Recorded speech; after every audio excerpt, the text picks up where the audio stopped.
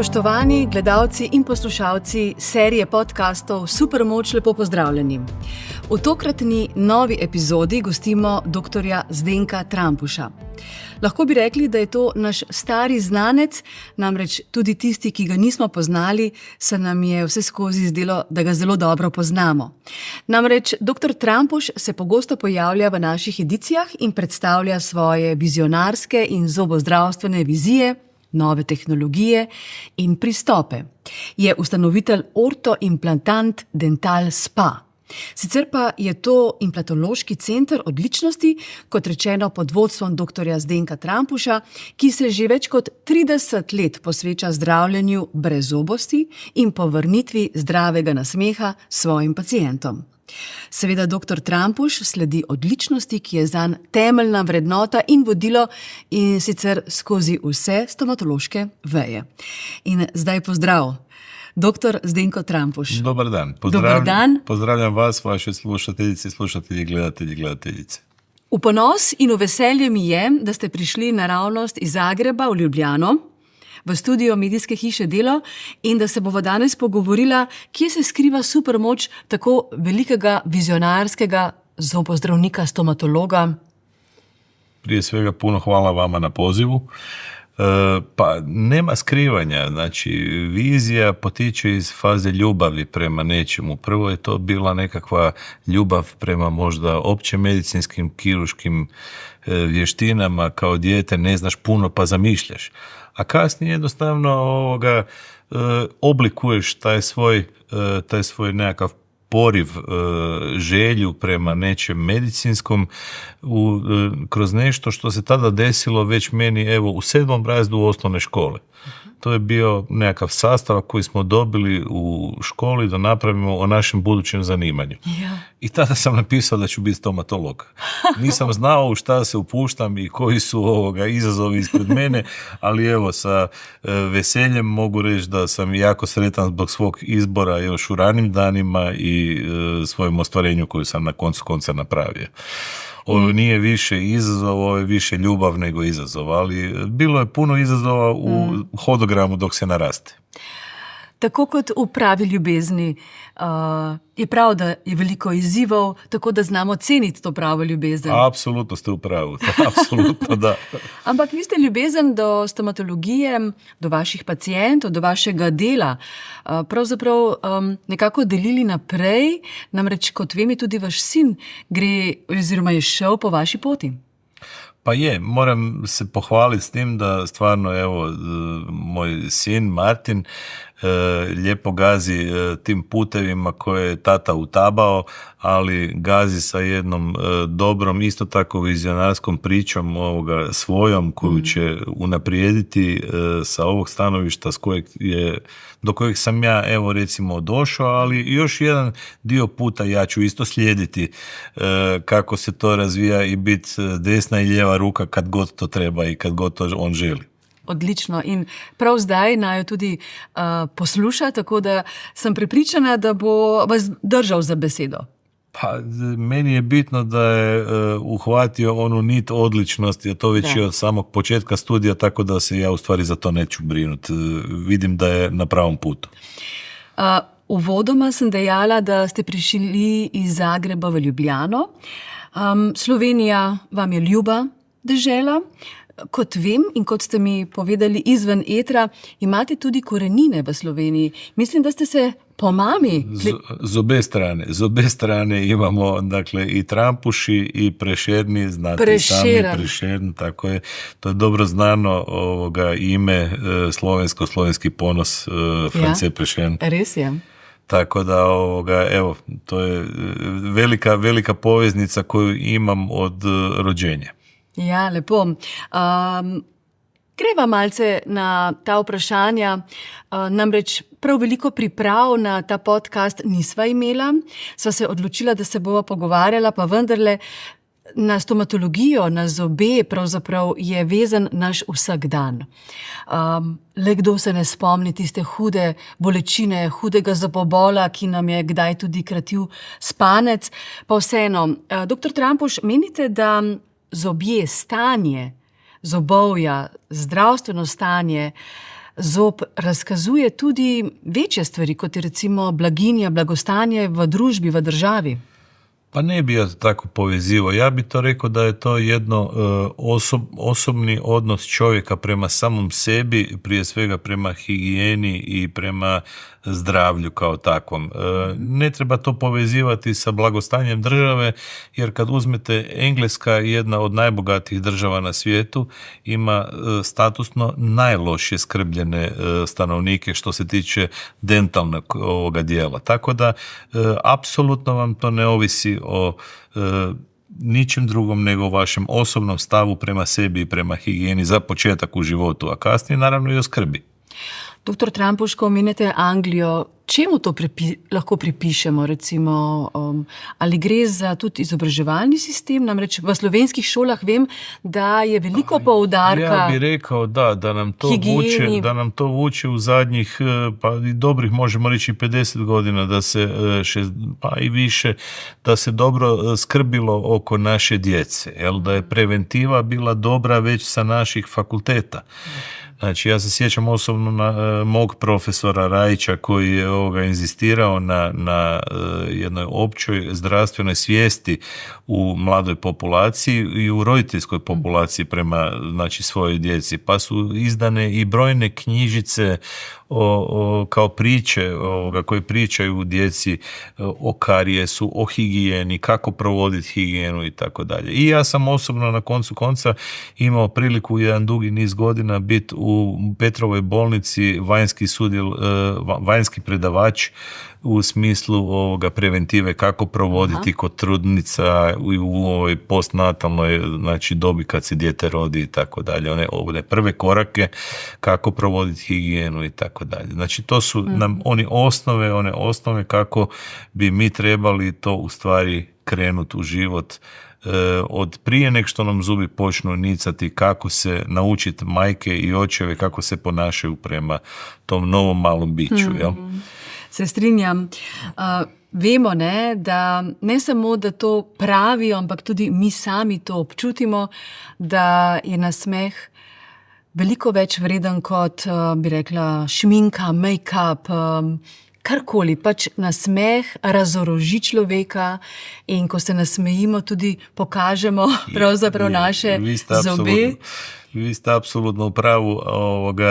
To je već i pitanje, vi bi rekli, samozavesnosti, ili tako? Sigurno. Kad čovjek izgubi jedan dio sebe, a to je jedan organ, to je svakako nešto što nas, taj osmijeh nas i predstavlja prema svijetu i sigurno da je puno ljepše u sugovorniku kad ima lijep, zdrav, normalan osmijeh nego kad je on narušen gubitkom zubi, kad se sva ta naša arhitektura lica sruši i onda izgledamo i stariji i nismo zadovoljni. To je jedan dio, to je estetika. To je estetika. Ali hajmo na onaj drugi dio koji nas još skrbi već, a to je funkcionalnost. Ja. Znači, nemojmo zaboraviti da su to vrata u organizam. Ja, res. Znači, bravo, vrata v organizam. Vrata u organizam. Tak, i tu se začne probava.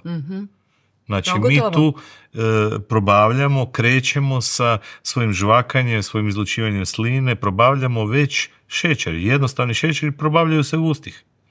A onda se hrana probavlja, pripremljena hrana se dobro probavi u našem probavnom traktu. Ako ona nije dobro pripremljena u ustima sa našim žvakanjem, naravno da će stradati i organizam cijeli, ne samo probavni trakt, tu su i žlijezde sa unutrašnjim izlučivanjem, pankreas i sve ostalo. Znači, postoji čitava kaskada u organizmu koja se ruši i dovodi nas u konačnici i do letalnih ishoda, dakle i do smrti ponekad, ne? Ako je to u jako lošem i ugroženom stanju. Pri tem je treba postaviti velik klicaj, namreč in potrkati na vest vseh tistih, ki kdaj pa kdaj zanemarijo dentalno higieno. Apsolutno. Pa vseeno, zobje se mi zdi, da ne da so postali, ampak da so že dolgo časa tudi statusni simbol. Spomnim se, pred 20-30 leti je bil zobni aparat statusni simbol, le redki so si ga lahko privoščili. Še vedno drži to, da so to vrstne, torej recimo lep bleščeč nasmeh, porcelanasti zobje recimo, zobni aparat statusni simboli povejo o gmotnem stanju človeka? Pa ja bi se opet vratio da to ne mora biti samo statusni simbol. Vi zube morate i možete uvijek ohraniti sami, znači na način da prevenciju napravite prije nego što bude bilo šta pošlo po zlu. Ali ako već pođe po zlu, nažalost u današnje vrijeme došlo je takvo doba kad smo izašli iz, ajmo reći, Jugoslavije, socijalizma, znači nismo više nekakva združena država, nekakvih republika, jel? Došlo je neko novo doba, nekakav kapitalistički sustav i to nas je jednostavno, ta demokracija nas je pustila u jedno tržišno razmišljanje, jel? I kao što vidite i danas, iz zdravstveno osiguranje u Sloveniji i u Hrvatskoj više puno stvari ne pokriva. Znači, ono što je sigurno, na taj način smo nekako došli do toga kroz godine da će to postati sigurno i već je postao statusni simbol, ima zdrave zube i ima zube na broju. Naravno da iza svakog posla stoji nekakva primanja, novac i tako dalje, a ovo su baš skupi poslovi.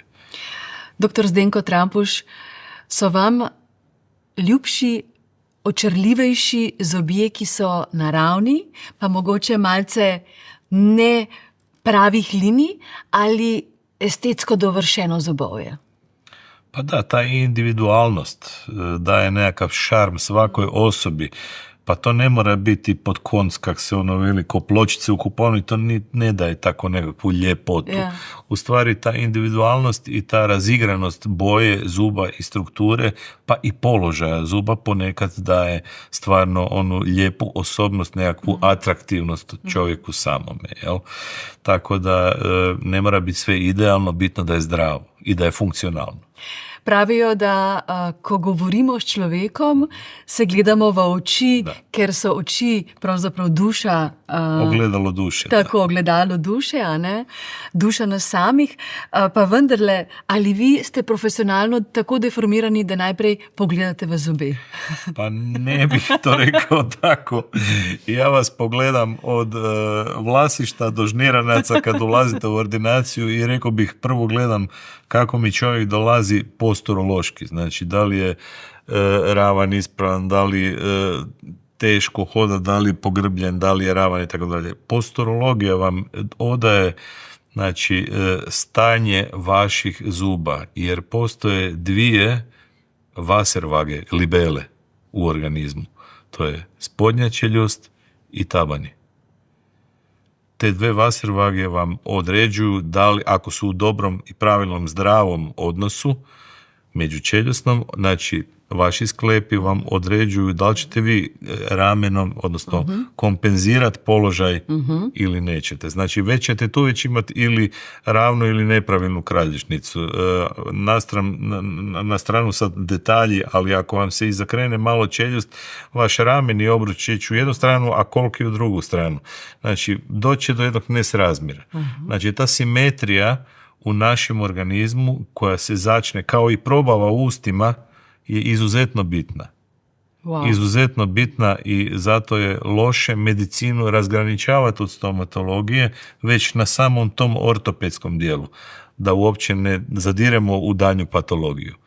Ako zadiremo u daljnju patologiju možemo reći da znači nekakve velike infekcije kao što su fokalne infekcije zuba koji propadaju mogu uplivati i na zdravlje srca, na zdravlje zglobova, na zdravlje bubrega i tako. Jel? To torej ni mit. Nije mit. To je... Da so, recimo, tako bi rekla, preprost primer, pacient recimo je bil celo na invalidskem vozičku, prišel je k zobozdravniku, so mu izpulili zob in je pravzaprav lahko shodil. Za takve bajke i basne nisam još baš čuo, ali vjerujem da u figurativnom smislu da ste potpuno u pravu. Potpuno ste u pravu da to sigurno jako upliva na kompletno zdravlje organizma. Dakle, bitno je održavati zubno zdravlje i bitno je nadoknađivati svaki gubitak zuba. Ne čekat da se naruši vaš osmijeh prednji zubi, nego i kad izgubite kutne zube koji nam prvi niču pa prvi nadrapaju, onda bi trebalo i njih prvo isto sanirati ili njihov gubitak nadoknađivati adekvatno pravo vrijeme. Zdaj ste pa potrkali tudi na mojo vest. Pa, nisam htio naglasiti, ali samo da i vi povežete da pravovremeno treba nadoknaditi gubitak. Da. Zanimivo, kar pripovedujete. Ne bi želela stran od teh resnih zgodb, ki so povezane z dentalnim zdravjem, ampak vseeno, zdaj smo v enem takem nekonvencionalnem času, ljudje izgorevajo, ljudje so polni pritiskov, pravzaprav je res en tak, bi rekla, težek čas, stresa je zelo veliko, ljudje se s tem soočajo. Kako stres vpliva pravzaprav na zobje? Vem, da nekateri škripajo po noči, to so neke nezavedna stanja, ne? To su nekakva indirektna stanja koje vplivaju naravno svojim akcijama, utječete onda i na stanje samih zuba. Jel? Znači, ukoliko vam je dnevni stres, dnevni ritam utoliko velik i upliva na vaše proživljavanje tog stresa, pogotovo noću kad u svojoj REM fazi sna ne možete utjecati na svoje ponašanje, neki pričaju, neki buncaju u snovima, a neki škrtaju zubima. Znači, na taj način dolazi do oštećenja samih zubnih površina, a ako ne do toga, onda u tom škrtanju dolazi sigurno i do oštećenja samih sklepa. Zelo holistično pristopate k zobozdravstvu? Pa ja bih rekao cjelovito, ne baš holistično, ali cjelovito u smislu da stvarno gledam čovjeka kao cijeli organizam i kako stanje usta i zuba uplivaju na cijeli organizam, ali ne bih rekao holistično u smislu da je to nešto izvan medicine, ne. To ne, ok.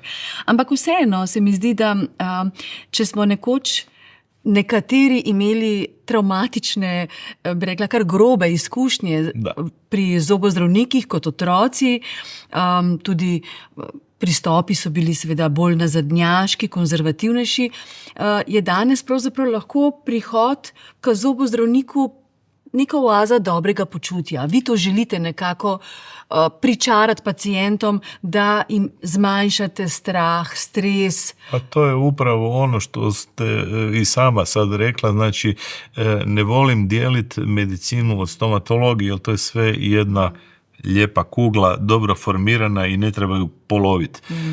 Zato što sa primjenom u današnje doba svih mogućih medicinskih mogućnosti koje su vam u paleti pružene, možete svom pacijentu napraviti apsolutno ugodnu situaciju, znači bez bolečina, bez stresa, bez straha, da dobi ono po što je došao. Znači, ako je to nekakav manji rad, nek to bude anestezija. Ako je to nekakav veći zahvat, neka to bude pripremljen pacijent. Što znači pripremljen pacijent? To znači da ga morate prije svega opustiti na neki način, a to su upravo medicinske masaže, limfne drenaže. Limfna drenaža je majka svih zahvata u kirurgiji, jer na taj način smanjujete stres pacijenta i automatski imate i nekakve bolje odnose tlakova u tijelu. I kad vi radite operativni zahvat, imate i manje krvarenja. Poslije operativnog zahvata imate manje otekline. Znači, idete sve u tom nekakvom, kao što ste rekli, holistički gledano, jel? Idete prema boljem rezultatu, prema bržem zacjeljivanju, prema kvalitetnijem odnosu liječnik-pacijent, gdje se tu onda gradi i onaj odnos liječnik-pacijent sa boljim povjerenjem. Znači, nećemo napraviti nekakvu škodu organizmu i organima, nego idemo sa nekakvim dobrim pripravljanjem. Znači, to vam je kad vas pripremaju lijekovima isto tako za operaciju. Znači, recimo, ako vi primate nekakve lijekove zbog nekakvih drugih komorbiditeta, znači drugih bolesti koje imate, i morate regulirati svoje stanje operativno u ustima. Jel? I dođe pacijent u toj pripremi, vi ga pripremate na način da neke lijekove stane pit određeni broj dana prije, a neke uvede kao preventivu. Da bi došao pripremljen na stol onakav kakav je najbolje za njega. da to stanje u kojega mi onda uvađamo u nekakvu analgosedaciju, da se sad malo priču malo da proširim na ono stanje koje dolazi znači u operacionom polju, znači kad vi radite, morate raditi mirnog pacijenta, to su vrlo sitne kosti gdje vi morate biti precizni, opasne su strukture živaca koje vi ne smijete ozlijediti, jer će dobiti pacijent parezu, neće osjećati više ni dio usnice, čeljusti, ovo ono. Znači vi morate biti pažljivi u tom radu i pacijent je najbolje da je onda uspavan. To se radi analgosedacijom. Znači maknuli smo stres limfnom drenažom, maknuli smo stres analgosedacijom. Mi smo uveli pacijenta u jedno stanje gdje mi možemo napraviti povećani broj zahvata, sabiti to u manje vrijeme, njega vratiti u funkcionalno stanje prije nego da dolazi vječito kod vas kroz godinu dana. Znači, dobili ste kako bi rekli, paket jedan usluga koje je trebalo samo kombinirati nekoliko vještina iz medicine i dobiti tu zaokruženu cjelinu koja se zove usluga u stomatologiji. Ne morem verjeti, namreč kot majhna deklica sem sanjala o tem, da bi me kar uspavali predno odprem usta in mi plombirajo, ne vem, 2, 3, karkoli. Mi smo više sanjali kako da zbrišemo iz ordinacije, ne da idemo spati. To se imenuje analgosedacija. Analgosedacija, tako je. Torej, to gre za v bistvu postopek, kjer človeka dejansko z anestezijo uspavate. Delno ali v celoti? Vi na venu dajete lijekove u kojem čovjek pada u jedan san. Znači u san kao da spava, ima osjećaj kao da spava, ja ga eventualno smetam kad kažem molim vas jače otvorite usta. Jer vi u stvari možete svjesno reagirati, čujete što ja kažem, ali apsolutno ništa. Vaš osjećaj prisutnosti u realnosti pada na nulu. Znači vi imate osjećaj da spavate, da se odmarate. To je poanta svega danas, znači da mi kroz anesteziologiju, znači još jedna grana medicine koju smo uveli u stomatologiju, napravimo pacijentu jedno stanje bezbrižnosti, u stvari relaksirano stanje u kojem vi onda kao stomatolog možete učiniti puno više i puno bolje za njega, a smanjite mu broj dolazaka.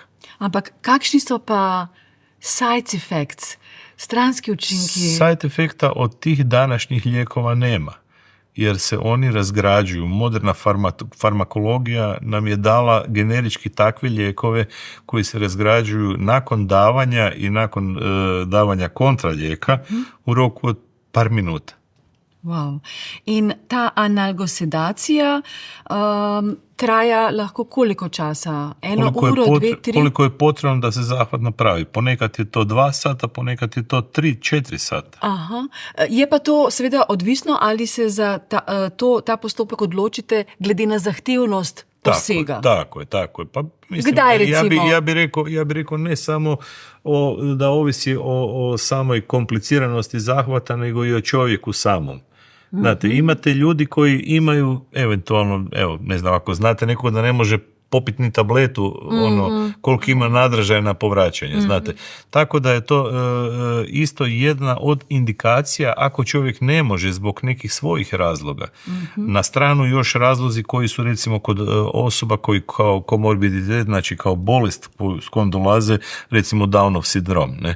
Vi imate ljude s kojim morate mu pomoći, a ne možete ili ne može surađivati. Znači, vi morate staviti ljude u stanje mogućeg da prime pomoć vašu kao stomatologa. Jel? I to je jedna od indikacije. Obstaja prav strah pred stomatološkimi posegi. Kako se že imenuje? Dentalfobija. Dentofobija. Koliko je to dejansko? To ni argumentiran strah, ampak koliko je prisoten? Pa ja bih rekao da je to argumentiran strah sa nasljeđem, znate, iz prošlosti. Sa nasljeđem iz prošlosti koji je čovjek dobio ili osobno ili već su ga i roditelji pripremili kako su oni patili ili čuo u društvu kako kolaju priče, kako je čovjek patio, ne znam, od stomatološkog zahvata kao zahvata i kao posljedice, znate. I to je isto jako bitno da uklonimo i onaj strah da me boli i prije i za vrijeme i poslije. Znači tu trebamo mi djelovati kao struka, odnosno ja nastojim u mojoj klinici djelovati na taj način da sve te stresove, te sve side efekte koje ste rekli jednostavno maknemo od čovjeka da dobi samo ono što želi, znači pomoć, onaj rezultat krajnji kroz našu suradnju i naravno kroz ono što čovjek mora dati od sebe, a to je provoditi higijenu i piti eventualno lijekove koje je trebalo. Še enkrat bo poudarila dr. Zdenko Trampuš, gre za zagrebško ordinacijo, ki se imenuje Orthoimplant Dental Spa. Tako je, Orthoimplant Dental Spa. In to ni pravzaprav samo neka mala ordinacija, ampak to je kompleks, kjer imate tudi apartmaje, tudi več zaposlenih. Mogoče opišete, kakšne so običajno izkušnje, kakšen je postopek prihoda, bivanja celo tam, odhoda, če je potrebno bivanje, seveda. Absolutno, da. Tako da bodo naši gledalci in poslušalci vedeli pravzaprav, kakšno zgodbo na nek način tudi vabite, namreč v 30 letih vaše karijere ste imeli preko 15,000. Pa ne brojim, ali kartoteka kaže tako otprilike, da. To je velika številka. 15,000 pacijentov, wow, impresivno.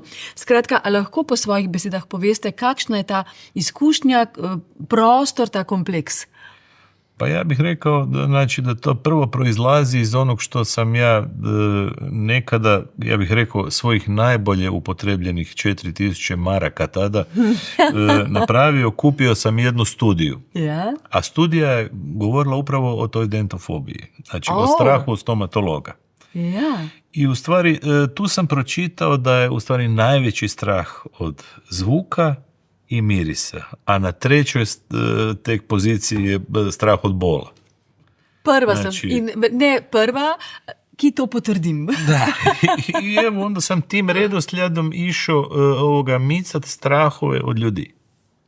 Prvo, znači jedan prihvat pacijenta, dolazak pacijenta je u bar. Znači... Wow. Nekonvencionalno. Zoo bar kafe. Znači, apsolutno orijentiran prema zdravlju, gdje se sokovi ne kupuju, nego su cijeđeni, znači nisu industrijski, nego su cijeđeni voća i povrća, gdje je kava kraft, gdje su, ako su već alkoholi, onda bi ja preporučio, ako smijem mog dobrog prijatelja Marijana Simčića. Okay. Ali to tek poslije zahvata, prije zahvata nikako. I evo tako, tu je nekakav prvi prihvat pacijenta di on dobije ozvešćeno suglasje da se svi medicinski podaci ispune, ono što zakon nalaže, tako da mi uvedemo u kartoteku.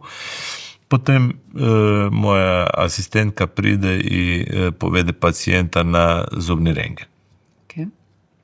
Tada obavimo sve što je potrebno, znači jedan informativni ortopan napravimo i napravimo CBCT, da ustanovimo i strukturu svega što nas interesira u tom polju rada.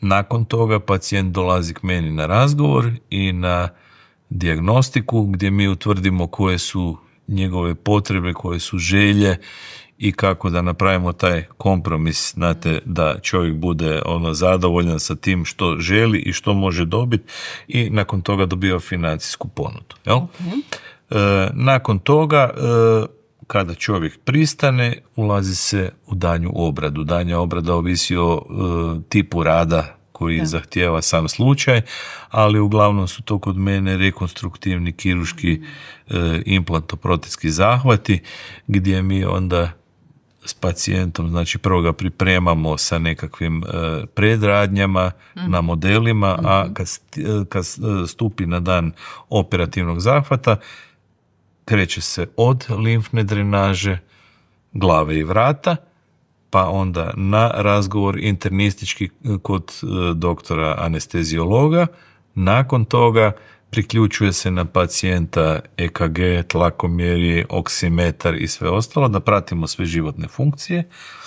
Stavlja se u venu braunila i puštaju se lijekovi kako bi pacijent lagano utonuo u san. Kad se utone u san, dolazim ja, anesteziram pacijenta na polju rada i krećemo u potrebni operativni zahvat. Po operativnom zahvatu pacijenta hladimo u kontroliranim uvjetima hilotermom, znači to je jedna maska kirurška koja se stavlja na lice i daje nam egzaktne temperature od plus 15 do plus 30 stupnjeva Celzijevih, jer ako stavimo 10 ili niže, stane limfa. A radili smo limfnu drenažu. Da se otplave svi metaboliti iz organizma čim pre. Znači, ako je prehladno ne valja, znači hladno za tkivo je od 15 do 30 stupnjeva i na taj način u tom rasponu hladimo pacijenta. Što duže, to bolje. Ne postoji overdose. Kad smo to sve napravili, znači jedno sat vremena hladimo po operativnom zahvatu, da se čovjek još, koliko ga možemo držati još pod lijekovima, da je u nekakvom normalnom stanju spavanja. Nakon toga idemo kontrolirati rentgenom, opet naš rezultat koji smo napravili.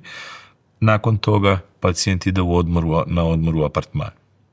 Vaš apartman, imate to za pacijente? Apartman za pacijente gdje je za overnighting, znači za prekonoćenje ovoga pacijenta koji je obavio operativni zahvat i nema smisla da se nakon operativnog zahvata i dok je još u stvari i mamuran od lijekova, da se čovjek maltretira i vozi, jer upravljati se autom tada ne smije.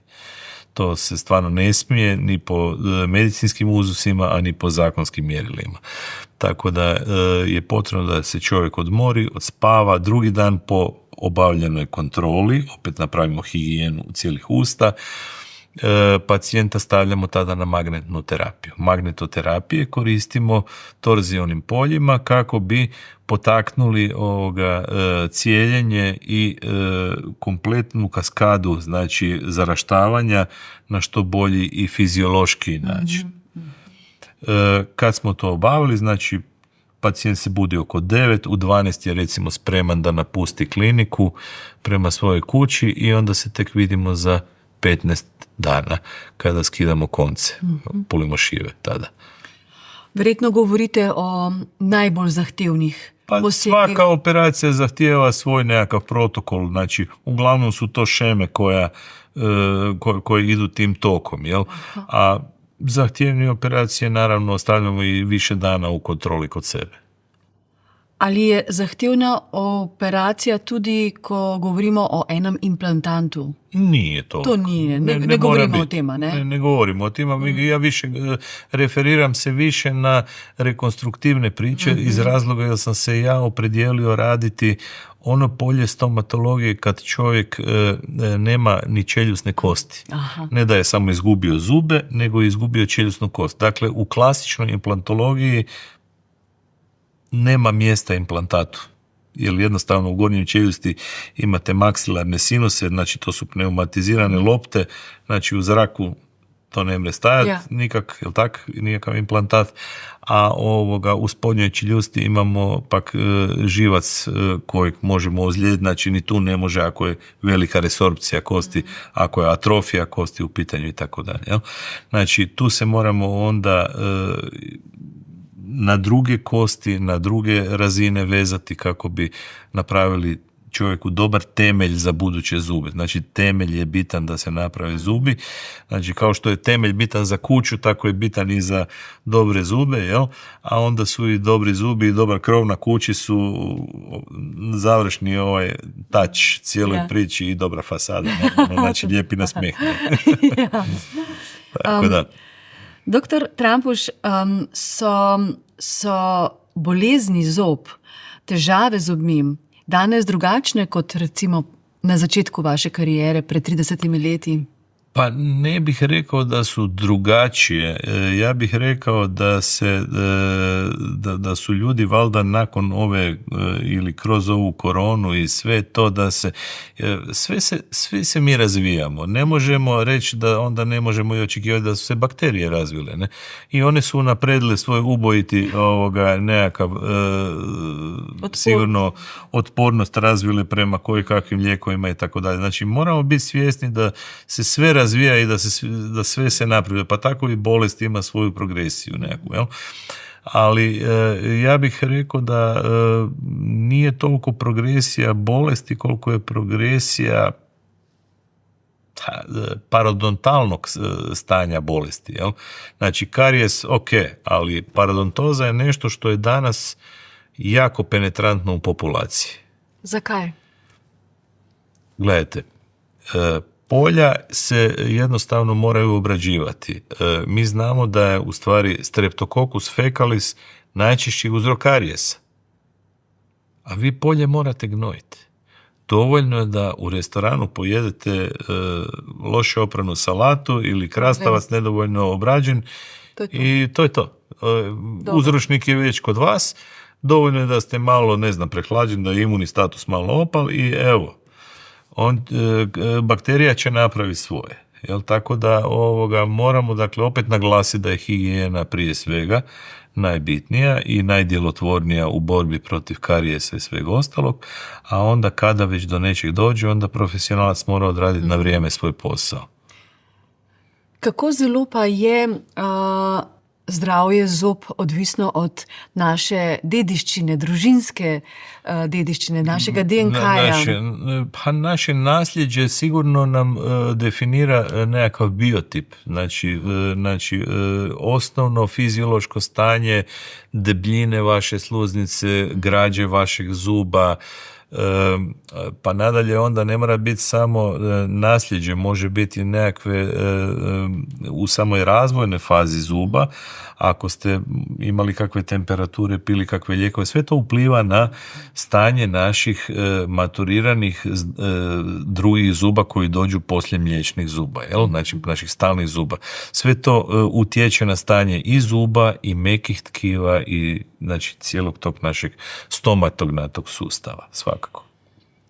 Vem, da imate v vašem studiu oziroma v vaši ordinaciji, v vašem centru, da imate veliko različnih že formiranih pristopov. Eden od teh ali pa metod, pa me zanima, bi kakšno izmed teh metod opisali prav za naše gledalce, poslušalce, kaj ponuja, kaj dejansko zajemam?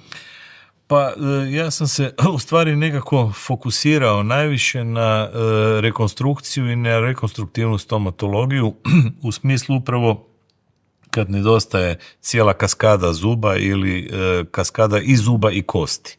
Znači, rekonstrukcija in toto, rekli bi, potpuna rekonstrukcija. Što to podrazumijeva? Kao što smo rekli, stvoriti temelj. Temelj u bezuboj čeljusti, znači i cijeli taj postupak, protokol zove se All-on-4.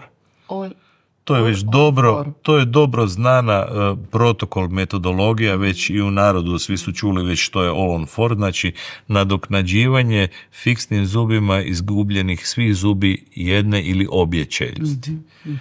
Sad, nekad je to bio možda, ako imate više kosti, manji izazov za stomatologa.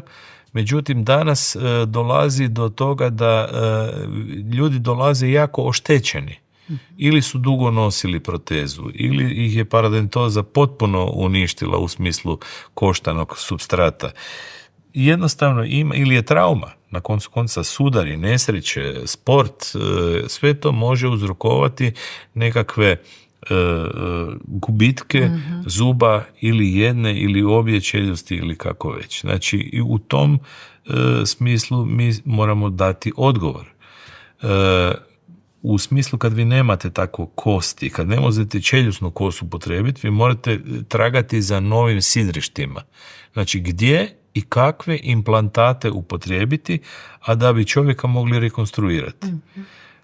U tom je nam dao odgovor profesor Brennemark, poznati biolog iz Švedske, i on je 89. godine je prvi rad publicirao, znači kako upotrijebiti jagodičnu kost, znači kako vi kažete ličnicu, jel, za sidrište implantata za gornju čeljust konkretno. Ne?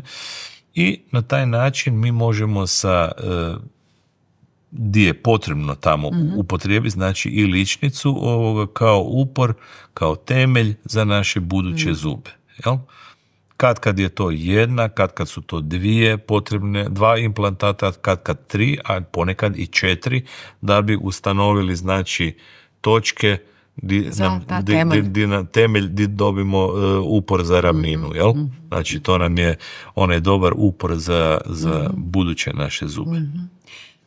Na Švedsko ste omenili, je tudi Skandinavija sicer recimo neka pokrajina ali destinacija, kjer se vi vse življenjsko učite, ali ste vi tisti, ki učite naprej? Ne, ja sam imao tu sreću da sam iz doba kad je profesor Brennemark bio živi radio. On nas je 24.12.2015. napustio, ali mi drugi distribuiramo to nasljeđe kroz svoj rad svakodnevni i profesor Malo konkretno je jedan od lučonoša u svijetu koji je pronosio taj dobar glas Olonfora, a onda se nastavilo i taj princip rada je danas opće svjetski prihvaćen, naravno. Jel? Sad, za te stvoritve, znači za takav način pristupa kirurgiji i operativnoj tehnici, naravno treba dosta proći i tečajeva i školovanja i sve ostalo da bi na kraju dobili nekakvog osobu koja zna to sve dobro i upotrijebiti. Jel? Ja, zanimive zgodbe pripovedujete, dr. Trampuš. Ob tem se človek vpraša, kakšna je pravzaprav vizija, prihodnost stomatologije, sploh recimo ob poudarku artificial intelligence. Kako lahko ta umetna inteligenca pripomore še k recimo next stage ali pa nekemu višjemu nivoju? Bojim se da ćemo taj next stage još malo pričekati što se tiče artificial intelligence, ali u IT svijetu ćemo svakako biti jako dobro ćemo se snaći. Na koncu konca mi smo struka koja je proglašena 2015. najmoćnijom strukom što se tiče privlačenja tehnologija iz svijeta tehnologije, ajmo reći kompjuterska tehnologija u smislu skeniranja, u smislu modeliranja, virtualnog modeliranja u programima, na koncu konca i printanja naših i printanja naših modela 3D. Naših, tako je. To su te moći koje smo dobili sa novim tehnologijama, ali da ćemo baš prepustiti umjetnoj inteligenciji, ja prvi ne bi dopustio da mi švrlja po ustima, tako da. In ob tem se tudi človek vpraša, vemo, da so hollywoodski pritiski na dovršeno estetiko, na neke lepotne ideale vsak dan večji. Bi vi šli v to zgodbo dovršenega zobovja samo zato, pravzaprav, da se uklonite nekim modnim idealom? Kako lahko razumemo, da neka hollywoodska zvezda ima popoln nasmeh, ali je žrtvovala svoje zdrave zobe, ali so vsi pravzaprav brezobi? Pa dobro, ako postoji nekakav medicinski opravdani razlog, ja bih pozdravio takvu nakanu. Međutim, ako je bez medicinskih razloga neko ušao u to ko da si želite odsjeći ruku recimo i napraviti umjetnu ruku. Da li bi vi to napravili? Ampak tega je veliko, ako pogledamo. Da, ali to je jedan modni detalj. Znači, ja ne mogu smatrati zdravlje zuba kao modni detalj. Ja ga mogu poboljšati ako je to potrebno. Ja mogu razumjeti čovjeka da nešto želi poboljšati na svojim zubima i pokušati mu to napraviti, ali u onim okvirima etike koju ja smatram kao liječnik da to smijem napraviti, a da ne oštetim nikoga. Ali ako mi neko dođe sa potpuno zdravim zubima, koji su za pola nijanse nisu onako kako bi čovjek želio da budu i traži od mene da ja na to napravim zubne ljuskice konkretno, ja ću reći hvala, ja nisam adresa gdje to radim. Wow. Jednostavno ne slaže se sa mojim etičkim principima i ne mogu nekome odsjeći ruku i dati mu umjetnu ruku i reći šta ti je bolja. Ne. ne mogu. Se popolnoma strinjam. Jer drvena noga je još uvijek drvena noga, razumijete? Mi još uvijek volimo zagrist sendvič, zagrist jabuku, da ne kažemo našim balkanskim navikama malo šnicl glodati ili nekakvu batak od piceka i tako dalje. Tako da nije to baš samo tako, da ćete to isto napraviti sa svojim prirodnim zubima i sa umjetnim. Jer nećete, jednostavno nećete moći. Veliko akcentov, veliko zelo pomembnih in pomenljivih stvari ste povedali v tem podcastu Supermoč, ampak dr. Zdenko Trampuš, vendarle sva v podcastu, ki sem ga poimenovala Supermoč. In tukaj malce tudi odkrivamo te, bi rekla, osebne nijanse sogovornikov, tudi morda zastavljamo kdaj kakšna bolj zasebna, notranja, intimna vprašanja, pa me zanima, kaj so vaši ti notranji drivingi, kaj bi želeli, kakšen odtis bi radi pustili tukaj na zemlji?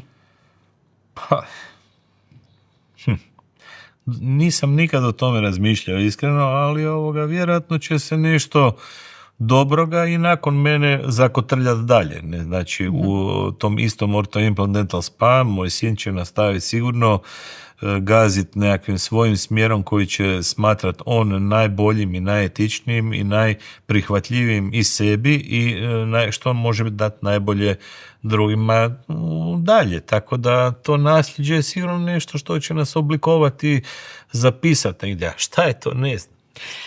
Pravite, da bi morala biti torej stomatologija in medicina, se tudi študije načrtovan tako, da študent medicine nadaljuje v študij stomatologije? Pa to bi bilo ispravno, da, jer ova podjela je napravila, ja ne mogu utjecati na to, ali mislim da je ta podjela napravila dosta lošega. Ampak vseeno, moje vprašanje je pa mogoče še dlje ali globje. Namreč človek je čustveno, duhovno, fizično bitje in tako naprej. Mar res drži, da na vsa ta stanja, tudi na stanje zob, lahko vplivajo naša čustva? Mislite na psihičko stanje? Pa svakako može biti psihičko stanje narušeno sa našim zubnim stanjem. Znači, pogotovo počeli smo razgovor danas na taj način o posturologiji. Znači, vi kad izgubite zube, vi ste izgubili u stvari ono što definira vašu donju čeljust kao slobodnu kost u glavi prema vašim zglobovima. Ako ste vi izgubili taj upor, desit će se jedan pritisak na jednu bilaminarnu zonu takozvanu i na taj način vi ste dobili jedan udarac po tom tkivu koji je vrlo osjetljiv mali organ. To su takozvani kraniomandibularne disfunkcije, jel? Ili kraniomandibularne bolesti, jel? Gdje vi u stvari na neki način možete doći čak i do suicidalnih bolova. Znači, to su velike težave. Ne mora to biti gubitak čak čisto svih zuba. To može biti čisto da vam se jedna strana znizi, druga ostane previsoka, da se donja čeljust zarotira i udari zglobu do straga i stvarno sva sreća da 70% populacije kompenzira loše stomatološke radove. Evo, samo ću to reći. Evo, toliko o tome. A sve ostalo je stvar vještine i svega ostalog u životu. Wow. Kako pa vi skrbite zase, za svoj well-being? Za moj well-being pa dovoljno kretanja, puno rada, pazim što pojedem, opustim se ljeti, volim skijat zimi i eto, to je ono što ja volim. Odlično. Delo ne ugrizne, mar ne? Ste kdaj začutili občutke izgorelosti ali prevelikih pritiskov? Namreč res se čuti, da ljubite delo, verjamete, da če človek obvlada svoj posel? Po svom poslu ja bi mogu još 100 godina potegnuti, bez problema.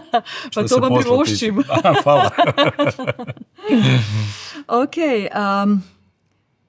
Dr. Zdenko Trampuš, menite, da lahko vse te zgodbe, o katerih sva govorila, bistveno pripomorejo k ne samo samozavesti posameznika, ampak neki samozavesti celotne družbe, da lahko naredi neke preboje. So te stvari lahko tako zelo prepletene? Pa sve je to uvijek isprepleteno i uvijek to daje nekakav, ja bih rekao, združeni efekt na kraju. Jel? Znači, to naše well-being i zubnog zdravlja i cijelog tijela, kad je upogonjeno na pravi način, daje dobar rezultat. Dajte mi povedati, katera knjiga vam je v zadnjem času recimo takole burila duhove, domišljijo? Damoklejev meč. Damoklejev meč? Niste čitala? Od katerega avtorja? Pa, gospod Stojan Petrić. Wow, zdaj ste me pa presunili. Resno? Da. Njegov životni put me malo onako potaknuo na razmišljanje o boljem,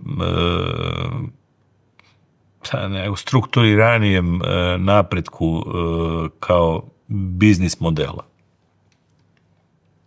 Zdaj pa pozor. Namreč tukaj imam kar nekaj vprašanj, ker se vedno pripravim na sogovornika, ampak tega vprašanja nimam napisanega. Videl sem.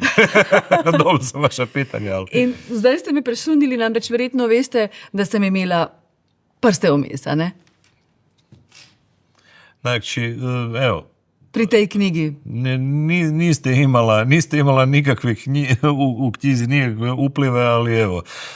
Zanimivo. To mi je bio tako jedan dosta dramatičan biznis dio života koji daje lijepe smjernice u stvari. Lijepe smjernice kako biznisa, tako i nekakvog strukturiranog čovjeka koji vam daje nekakve izvan konteksta same knjige, daje nekakve upute u životu. Doktor Zdenko Trampuš, popolnoma se strinjam in si bom dovolila prenesti to lepo pohvalo in kompliment gospodu Petriču. Hvala lepa. Hvala vama. Sem pa ostala brez besed. Mislim, da pa sva vendarle gledalcem in poslušalcem nekako osvetlila vas same osebno, vaše čudovito področje delovanja, v katerem pravzaprav ne samo, da zdravite, ampak tudi osrečujete in osvobajate številne ljudi. Držim pesti, da še 100 let tako. Hvala. In naj traja. Hvala lepa za vaš obisk v studiu Medijske hiše Delo, v podcastu Supermoč in ostanite tako supermočni. Hvala vam najljepše na pozivu i hvala vam na svem. Srečno. Hvala lepa, Zdenko Trampuš. Hvala.